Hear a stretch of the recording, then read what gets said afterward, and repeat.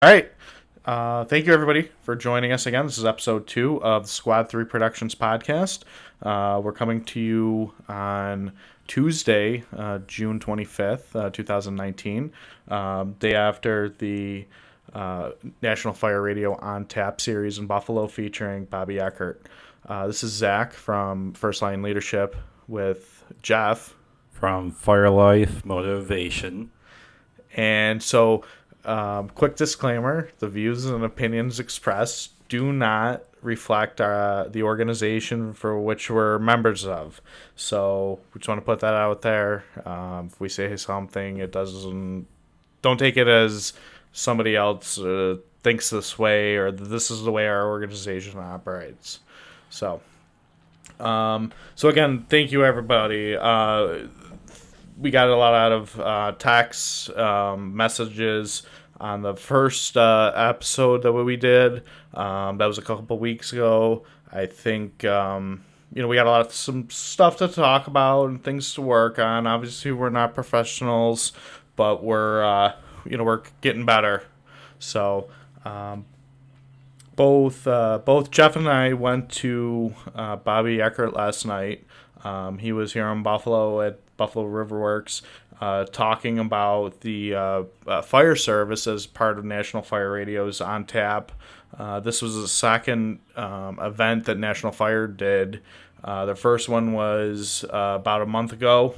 I saw a lot of stuff online for it. Unfortunately, I wasn't able to go make the trip down to the southern part of New York, but really kind of glad that they came here. Really kind of cool that they put this all together. Big shout out to Sean Egan, who's the captain of a ladder truck here in the Western New York area. I know now he can't really say what city he's part of, but you can kind of read what I'm saying between the lines.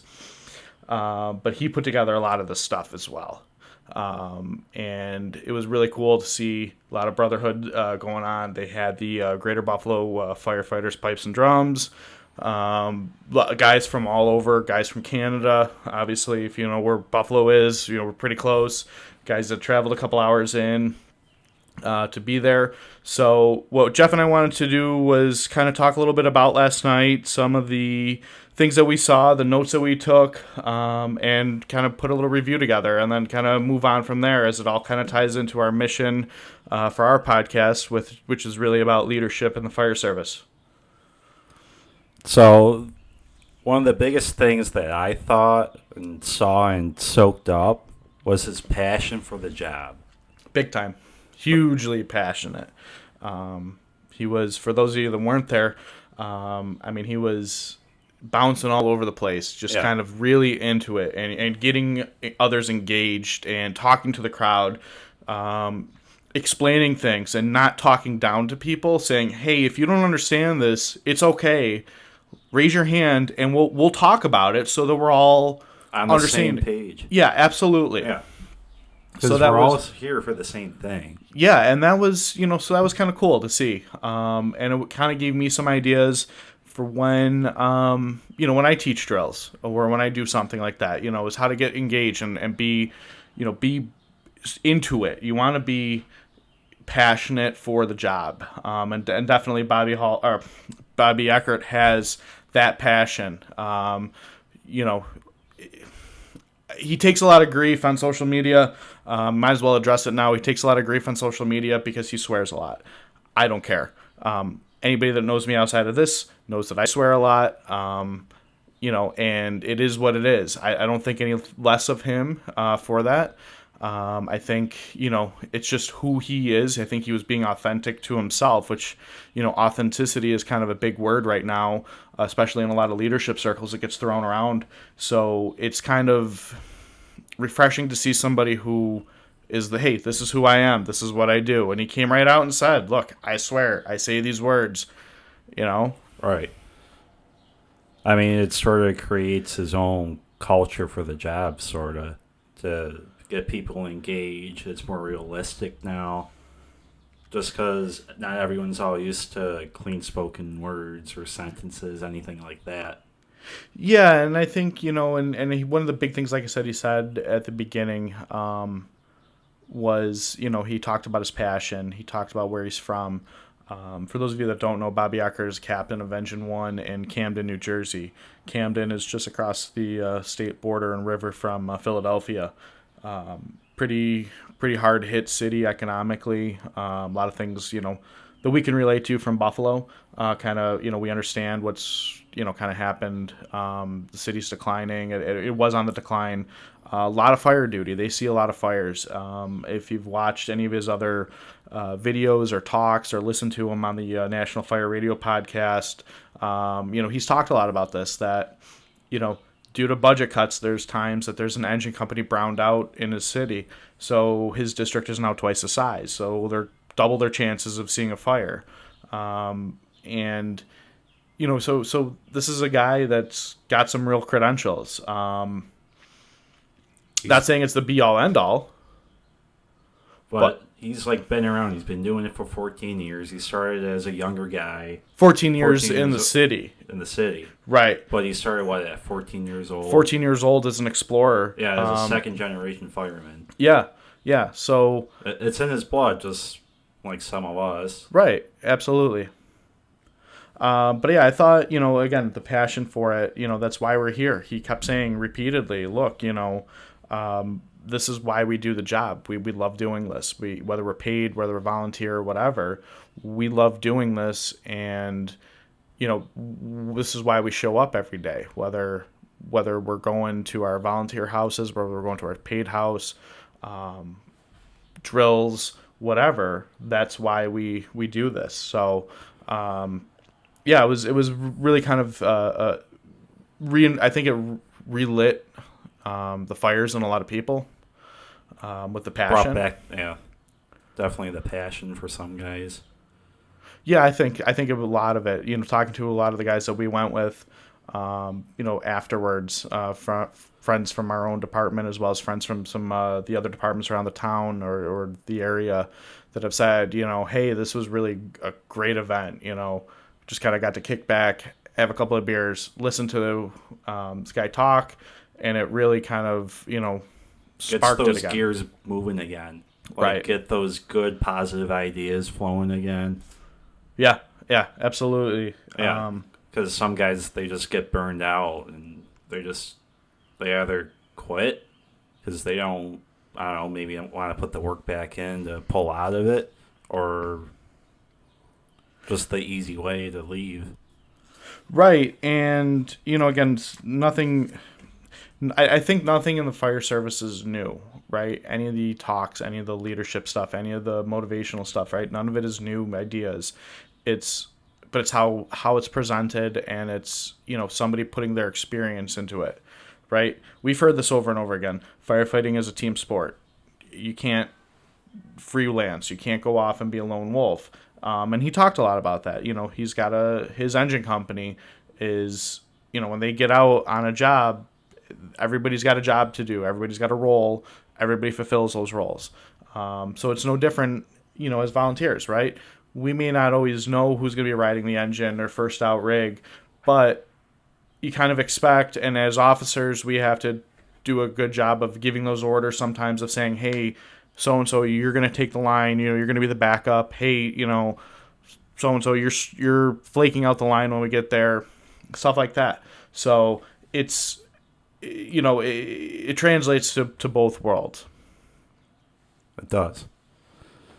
So it's probably, I don't know, for the volunteer service, like Bobby was saying, we're able to stretch lines 7 days a week, any day we want, whereas he's only working 2 days, so we have a bigger advantage when you think about to the nitty-gritty of it. Yeah, I thought that was pretty interesting when he said that. Hey, who's volunteer? Who's paid? How many times do you go to your firehouse a week? We're there a lot, if you think about it, right? So we do have the opportunity. Grab an air pack, throw it on, put your hands on an air pack, remember where things are. So we can get pretty proficient in that. And it kind of debunks the whole myth that, we're just volunteer, we can't do that. That's go up there and hang out at the bar. Yeah, I mean, that's kind of the ridiculous, excuse, right? Yeah. Just because we're volunteer doesn't mean that we can't be proficient in our job, and we have to do our jobs correct no matter what. Fire doesn't care. Fire doesn't discriminate whether you're paid or volunteer. Dead No. is dead.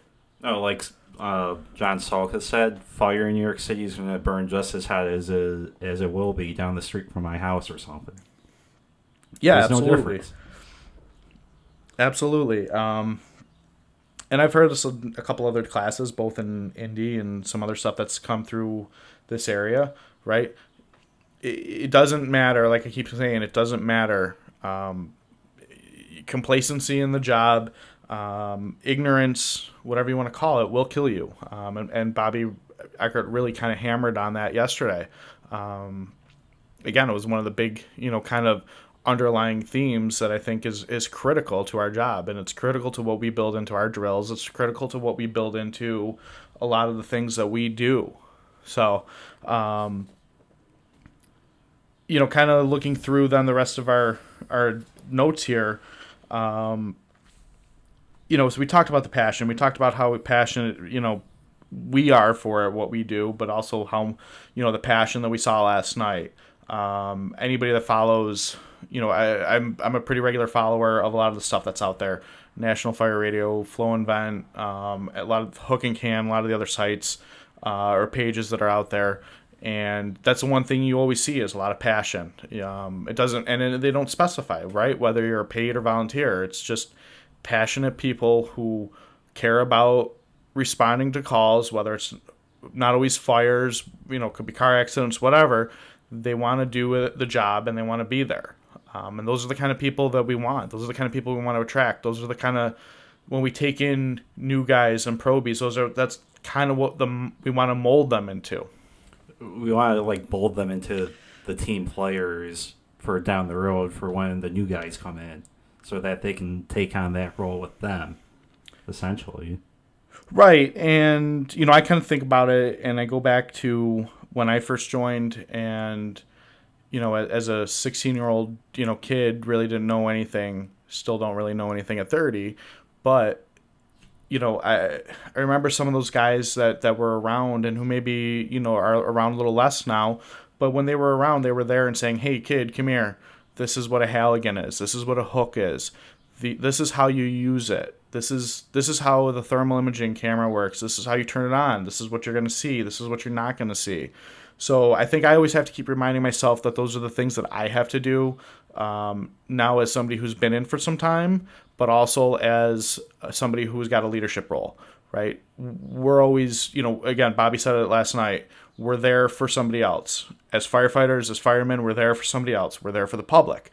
Those of us that are officers, whether you're lieutenant, captain, assistant chief, whatever, you're there and you kind of have an added responsibility. You're there for your crew. You're there for the guys or girls who are on your crew that are going to be there when the call goes out. You want to make sure that everybody goes home. So you got me thinking back to what Bobby said. You don't know where you're going unless you know where you've been. Mm-hmm. Yeah, and I think that's a big thing. You have to remember where you came from. You have to remember your past. Not just the calls, not just the drills, but remember the people you've interacted with. I think I made a post on my Instagram page a while ago, either yesterday or late last week, and one of the things I said in there was, be the officer that you want to be, that you want to work for, right? And that kind of applies to whether you're an officer now or if you're wanting to become an officer, you're going to take a promotional exam, whatever, right? When you get into that leadership role, or if you're in that leadership role, you have to remember, do and say that, and be that authentic person to yourself. You don't want to be somebody different. You don't want to try to put on a different outlook or attitude. But you also want to be the officer that you would want to work for. I think that's kind of a big thing that he talked about last night. Yeah, it's like you posted about it before, is treat everyone right. Yeah, and that's a big thing, right? Yeah.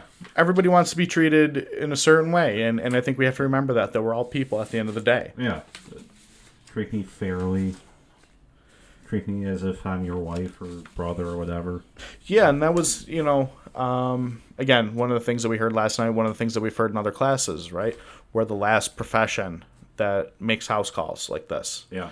And higher than the police. Yeah, and in somebody's worst moment, right, they're going to let a crew of complete strangers into their house any hour of the day, right? We're going to be in their bedrooms. We're going to be in their living rooms. We're going to be seeing them at their most vulnerable, seeing their loved ones at their most vulnerable. And they trust us. And so we can't betray that trust to the public, but we can't betray that trust to each other, right? If I talk to somebody and I tell them something in confidence, I kind of hope and I expect that stays. And the same would apply to me. If they tell me something, they have that same expectation that I'm not going to do that. Go around and start talking and spreading rumors. And we know, we know that as firefighters, we love rumors and we love to spread those rumors and we love to talk and gossip. Yeah, we're a bunch of drama queens. Yeah, and sometimes, everybody says, hey, you're worse than a bunch of high school girls with that. But you know what? It is what it is. Just remember that everybody's human, and that we all have things that we want to accomplish, personally and professionally, with our, in our case as volunteers, with our volunteer job, and that's kind of what I think of it as a second job. Oh, without a doubt, it's a second job, but it's really a second job if you put the effort and time in towards it. Because if you want to excel any further, you got to put that effort in. Absolutely. Day in and day out. Yes, absolutely. No question. Anything you do, you have to put effort in, and you can't just expect that something is going to be handed to you or that you're entitled to anything. You're not entitled to anything. You're entitled. You really you get what you earn. You make your way. It doesn't matter what your name is, who in your family has been a member. It's just you got to work. You got to do the work, and you got to be there. Every day, no excuses, no lies, none of that. You just got to put forward hard work, asking questions. Not just that, but you have to be educating yourself too with it. Taking the time to read books, listen to podcasts or audio books, reading like fire engineering or firehouse. You gotta be proactive with it. Yeah, absolutely. The education part of it is a big thing, and not just tactic stuff, right? We can all read the articles and the books and watch the videos about how to stretch a hose line, do a primary search, do VES. What we really have to focus on too is the leadership stuff. You have to read different books that provide insight into leadership, and not just in the fire department. I've read now a couple of books over the last couple months, things that related to leadership outside. Primarily, the one book that I just finished was about the U.S. Navy, and a lot of things that cross over. Right, leadership is leadership. It doesn't matter whether it's in the U.S. Navy or the fire department. At the end of the day, an officer is the officer, and whoever's calling the shots and being the leader, has people that are looking to him, looking for that leadership. And he's got people he's got to answer to. So it's a balancing act, but it's also, like you said, you have to keep looking for different things to inspire you, to make you think, challenge the way you think. I kind of enjoy reading things that challenge my preconceived thoughts and notions, right? I want to read something that makes me think. It makes me think critically, because that's how the best ideas come from. Yeah, really digging down in the book and just like ripping it apart and just thinking of those little details for it. Which would be like, how can I relate this to that, and how is this not going to interact with that? Right. Yeah, and it's that. It's like you said, the balancing act. Right. And, it's the interpersonal relationships, and it's, how that all kind of folds together and becomes this big thing we call leadership, right? if you look up the definition of leadership, it's kind of a vague definition in my opinion. Um, Once you start breaking it down, it goes into so many different areas and it touches so many different things of our daily lives. Whether it's our personal lives or it's our careers in the fire service. So there's a lot of things that we can get out of it. So what So one of our topics for the topics for tonight are leadership, ownership, and development. So mhm, we just started scratching the surface on leadership. We started mhm. talking about it last episode. Why? I just feel like it's a big, important part of the fire service. It's vital for how anything gets done, from the small things all the way up to the big, fully involved, multi-alarm. What's going on? Complete utter chaos. It falls back to three basic things. I feel: leadership, ownership, and training. Yeah, I think again, leadership applies not only to our jobs as firefighters, but to just our lives in general. And it's how you carry yourself, it's how you conduct yourself in public with other people.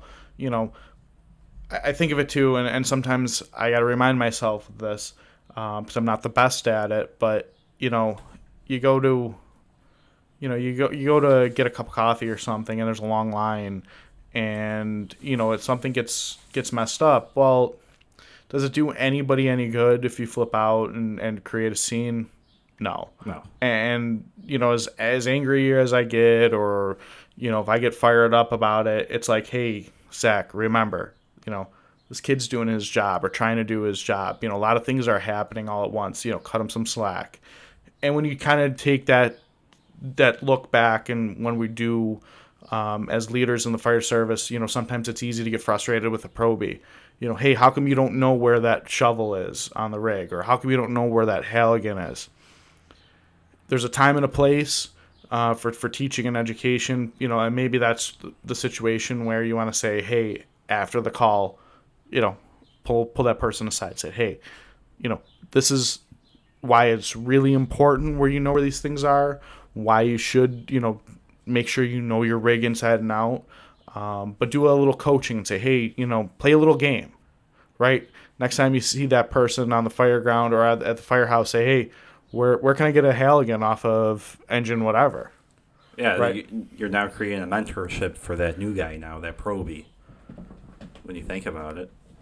You are creating, you're being a mentor. Yeah, because now he's going to keep looking up to you, saying, okay, so he's going to help me with this, so I can build on this either around the apparatus floor, all the way up to my basic level for going through firefighter 1. Right, yeah, and you want to create that that trust factor. Right. You want your team to trust you. You want your crew to trust you. You want to show the trust in them. When you've gotten there, right? When you know that you can kind of just be a turnkey team and operate really without giving a lot of orders. Somebody could just look at you and they know what to do, and you know what to do, and you're looking at a firefighter on your crew and just give them the look, and they know, hey, we're gonna take this window, we're gonna vent this window, or we're gonna go do this or whatever. Right. You kind of get to that point where it just happens. It just starts happening naturally. But to get there, it takes a long time. It does take a long time, and it takes a lot of work, and it takes a lot of Dedication. constant, a lot of dedication, a lot of constant attention to detail, a lot of a lot of consistency. We have to remember to be consistent in anything we do. Yes, you gotta be consistent, without a doubt. Right. Yeah. I think if you start,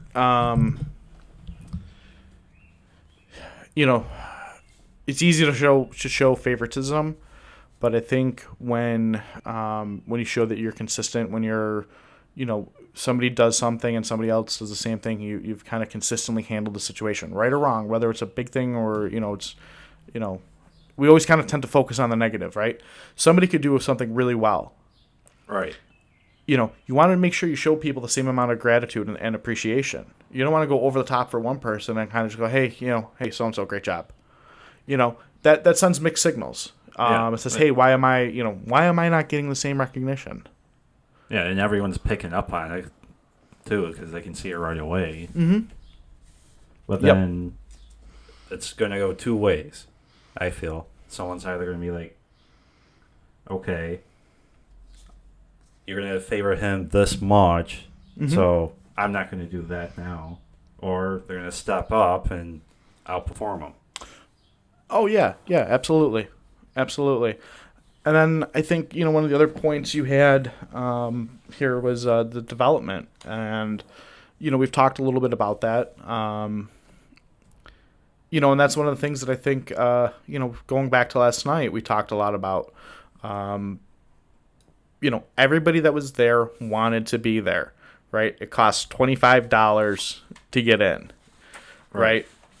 Everybody who was there, either went to their higher powers and got approval to go or took the money out of their own pocket and went. It took a night away from their families and they were there.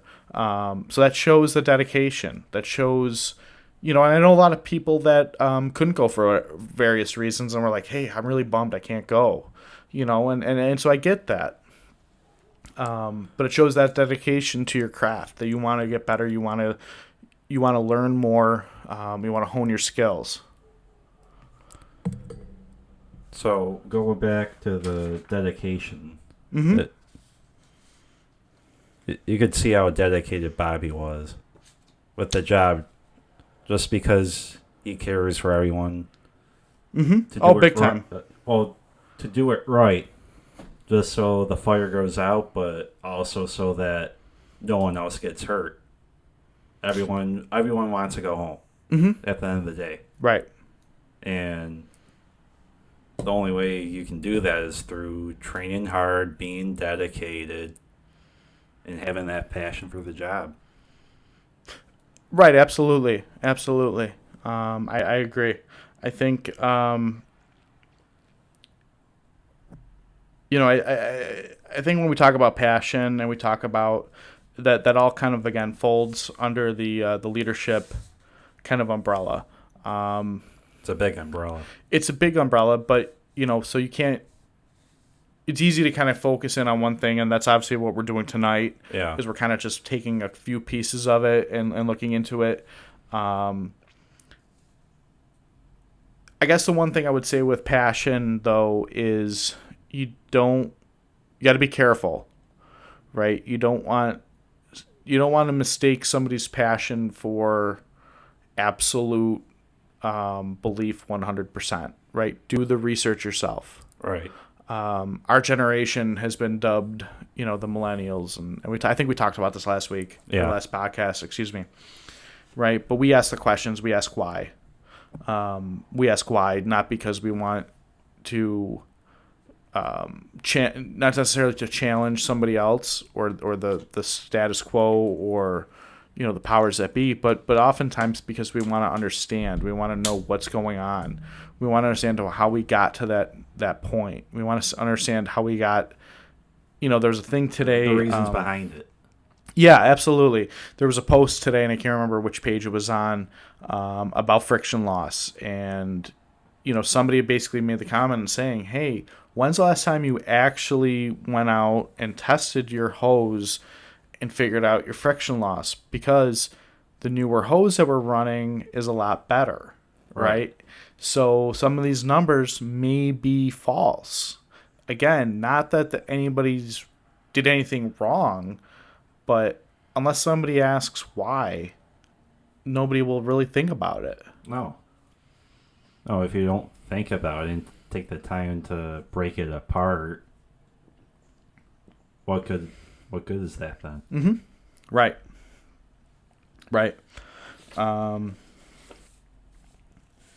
So, how are we doing on time? It's only been like a half hour. Okay. I know we don't want to... Trying not to make this as long as our first episode, which clocked in, I think, almost an hour, 45 minutes. Yeah. But anyway... talk about being humble versus humility? Sure. What do you got? So I spent some time looking up humble. It means having or showing a modest or low estimate of one's own importance. Mm-hmm. Then humility, a modest or low view of one's importance. Right.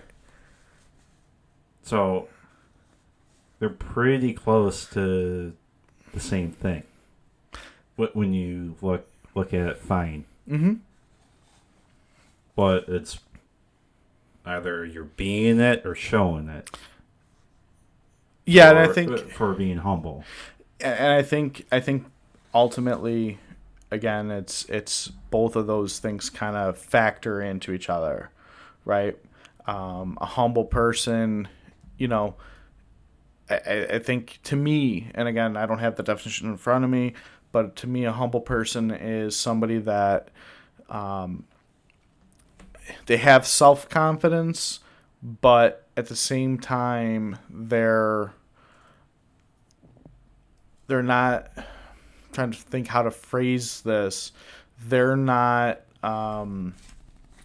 they're not making themselves out to be more than they really are, right? They know what their They know their capabilities. limits. Exactly. They know where they are. They don't want to go past it because it's going to feel uncomfortable then for them. So they're a little bit hesitant, you know. Mm-hmm. Mm-hmm. Whereas humility, you're talking more about your view of your own importance. Right. And like I said, I think a lot of that kind of factors into itself, right? A lot of that kind of it's all again part of the big umbrella, but at the Right. same time, it's also all part of how how we function as people and how we function then how that then we function as a leader or and I think I think it gets down to personality. There's a lot of personality that goes into this, right? Again, just because somebody's the loudest person in the room doesn't mean they're always the right person to listen to. Right. They may not, They could be saying a lot, but they're not meaning anything. right, right. I mean, it's easy to be right. We kind of gravitate in society. We gravitate towards those who are the loudest because we think that they're the ones that know the most. When that may not be the case. You have to really kind of look at what they're saying. If somebody is talking a lot and just kind of blabbering about, kind of like we're doing here, right? Do they really know anything, or are they just putting some fancy words together? All right. Motorola Mike.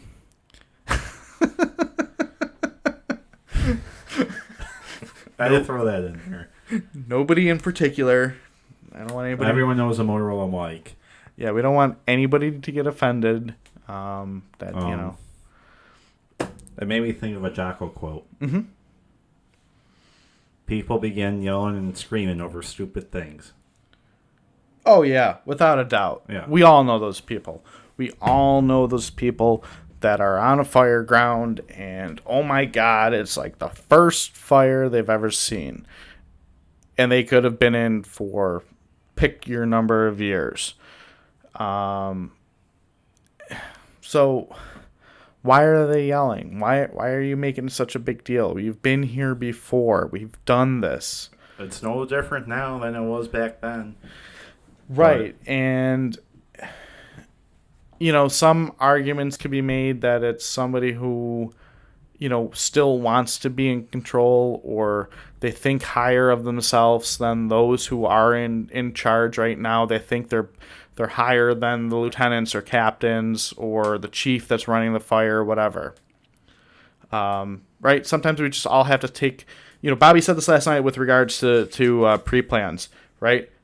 What was the number one thing he said that's on his card that he keeps with him in the front of the rig? Don't look at the fire. What's the number one thing that was on the top? Slow down. Bobby. Or Bobby, slow down. Right? Right. We all have to remember that. I have to remember that for myself. Stop, slow down, take a look, not just in the size up, but just in any situation. Even just at the firehouse and somebody, we start bantering about something or talking about something. Stop, slow down before you say something stupid. Think, right? Look at the big picture. Yes. Yeah. Because if you're digging too far in the weeds, what good are you now? You can't see anything. You're just seeing what's in front of you. Mm-hmm. Yeah, and again, I think, part of what we talked about last night that kind of fits all into this is, for everybody, you have to do the right thing. You have to have some common sense. As officers, those of us who are officers, we have an added pressure, like we talked about a little bit earlier. We have that added pressure that we want to make sure that our crew, we're doing the right thing by our people. Whether it's on a fire, at the firehouse, whatever. It's setting that tone for everyone to either look up to and be at that level so that they follow into those same steps. Mm-hmm. It just sort of sets a little trend then that everyone wants to do. So then it just keeps going on for like the next generation then. Yeah, and I just pulled up on my phone something that I thought about as you're talking there. I mentioned this. I posted something last week, and it was kind of a real simple thing, And as a firefighter or an officer, right, it doesn't really matter. At the end of the day, we're all, regardless of our rank or title, we're all firemen. We're all firefighters. But know your rig, right? We talked about that. That's important. You have to know your apparatus, whether you're riding the same one every shift or you're in a volunteer setting. And, today I could be jumping on the first out engine, or I could be on the first out truck, or the rescue, whatever. Know your rig, know your tools, know which tools are on that rig. What are you going to use them for? If somebody says, hey, grab a 6-foot hook, you know where they are, or you know how to use it. The other one, just lost my page. The other one was know your job, right? As a firefighter, know your job. We talked about this. Bobby was really animated about this last night, right? We go inside. We're aggressive. Fire goes out from the inside out. So again, part of being a firefighter is knowing your job, knowing what you're going to face. You're going to get, as you said last night, you're going to get hurt. You're going to get banged up. You're going to break bones. You're going to, get, cuts, bruises, whatever. It's part of the job. It's a dangerous job. We all know that. We all knew that when we signed up. But then in addition to doing all, those three things, the other big one is, you gotta just do, not just in terms of doing your job, make sure you're doing the right job. Make sure you're doing the right thing. You're not trying to be somebody who you aren't, right? You're not trying to imitate somebody. The big one is do work. We're expected when we show up, we do work. We work hard. We're gonna work till the job gets done. Yeah, we're gonna work up a good sweat. You're gonna be aching. Your bones are gonna hurt. Your muscles. But it's part of the job. Exactly. And the last one I had on there was keep learning, and we've been talking about that, right? We had the opportunity to pick up copies of Bobby's book, Eckert Fire Tactics Volume 1. I think he calls it, Tuesdays are for tactics. Yeah. If you follow him on Instagram, usually every Tuesday morning he posts a lot of Tactic Tuesday stuff, which is pretty interesting stuff. A lot of different things. I think the one, he actually posted it tonight because he was traveling. It was on Size Up. Size Up, and, again, you look at the picture. If you're familiar with the Buffalo, New York area, it's a 2.5 story wood frame that you would see anywhere in the city, and even out into some of the suburban volunteer departments where we are. There's a good chunk of our district that's going to be like that, right?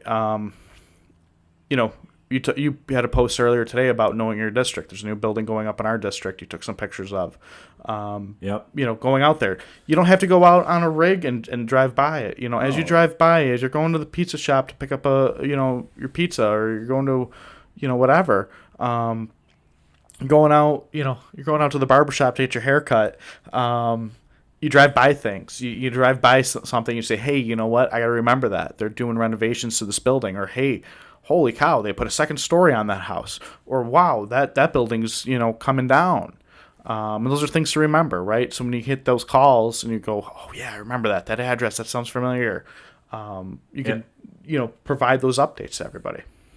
Yeah, because whenever I'm driving around, my head's always on a swivel, looking around, seeing what's happening. Like, oh, there's solar panels on that house, or they're doing work on this driveway or something. So how is this going to affect our response? Or even a basic EMS call. All right, so this is how this house is set up. It's a split level. I find myself doing that. I did it on Sunday at a squad call, or EMS call rather. While the paramedics were working on the patient, I was kind of looking around going, well, if we had a fire in this house, what would happen? There's no basement door there. So if there's something got going in the basement, that's going to roll out pretty quickly and hit the first floor. And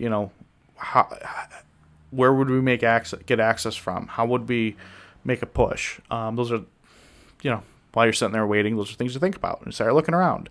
Obviously you don't want to be taking pictures of people's houses. That gets kind of weird. You probably get yelled at. Right.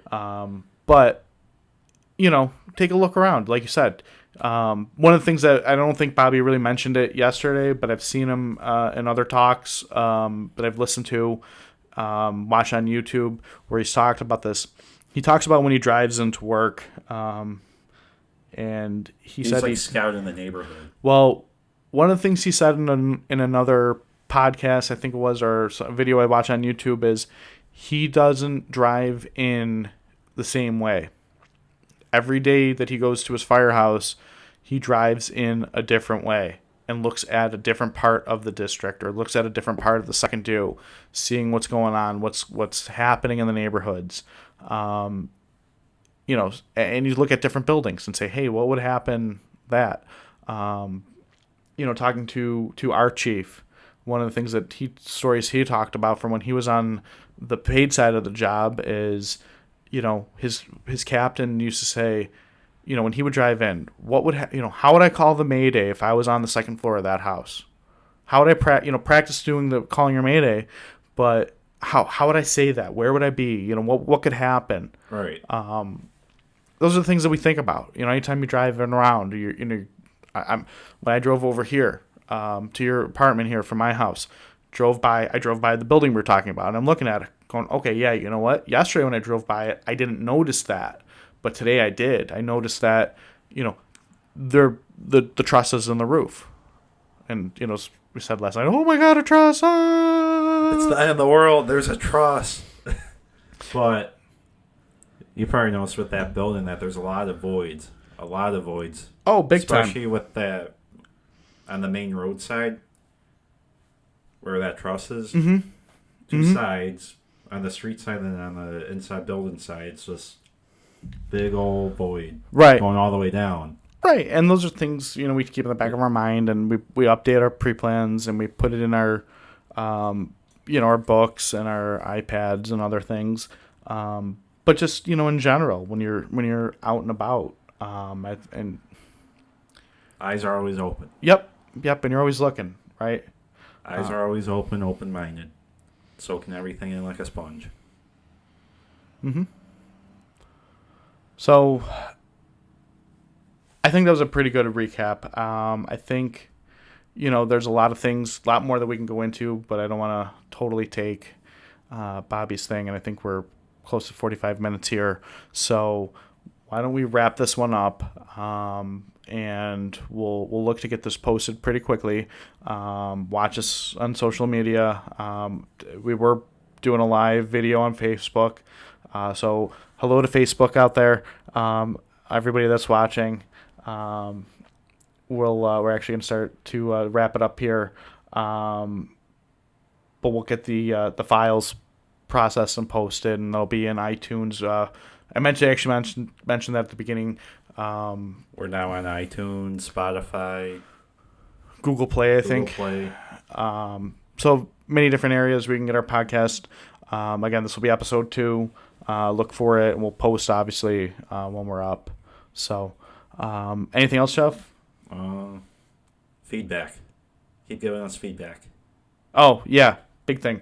Again, we appreciate it. Even just our friends who bust our balls, that's cool. But things that you want to hear us talk about, or things you don't want to hear us talk about anymore. We like hearing that. Shoot us a text, hit us up through Facebook. We get any other social media sites going. My page is First Line Leadership. Jeff's at Fire Life Motivation. Send us a message through there. Things that we can improve on. So, until next time. All right. Thanks, everybody. Thank you.